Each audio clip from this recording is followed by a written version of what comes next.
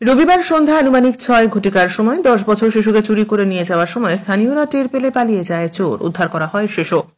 এমনই শিশু চুরির ঘটনা ঘটেছে সোনার সমষ্টির উত্তর বারিকনগর প্রথম খণ্ডের বাসিন্দা সৈফুদ্দিন লস্করের ছেলে ছাবির হুসাইন লস্কর। ছাবির নিজের বাড়ি থেকে একটি কাজে নিজের ঘর থেকে একটু সামনে চাচার ঘরে যাওয়ার পথে তারপর উঠোনে পৌঁছতেই চোরের দল ছাবিরকে আটকে মুখে কাপড় বেঁধে নিয়ে যাওয়ার চেষ্টা করে। চেঁচামেচি করাতে ভাইকে ডেকে ছাবিরের আওয়াজ শুনে দৌড়ে আসেন তার ভাই, চাচা এবং সবাই টের পেয়ে চোরেরা ছাবিরকে ফেলে রেখে পালিয়ে যায়। যাওয়ার সময় ছাবিরের মাথায় আঘাত করে যায়। বর্তমানে অসুস্থ সে। Bureau report, CNN 24 news.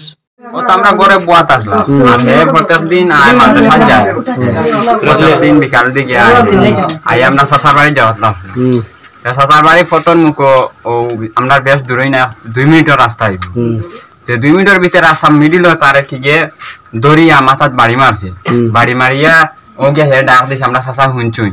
শুনিয়াও সারা ছিল বাড়িছেন বাদে তারে ফালাইয়ে কুম্বাই বাগিছে। বাদে আমরা মানে দেখছি দৌড়াইয়া সবাই মানে সিলদানি উল্লানি স্টার্ট হয়ে গেছে। মানে কুম্বাই ফালাইয়া বাগিছে আর তারে গিয়া বাইপাসর নগে বাইপাসর নগে গাড়ি লিয়ে গেছে। যে গিয়ে তারে মাথাত বাড়ি মারছে, হে কইছে তার মুখ বান্ধা, যখন হয়ে গেছে ফুলি গেছে মাথা।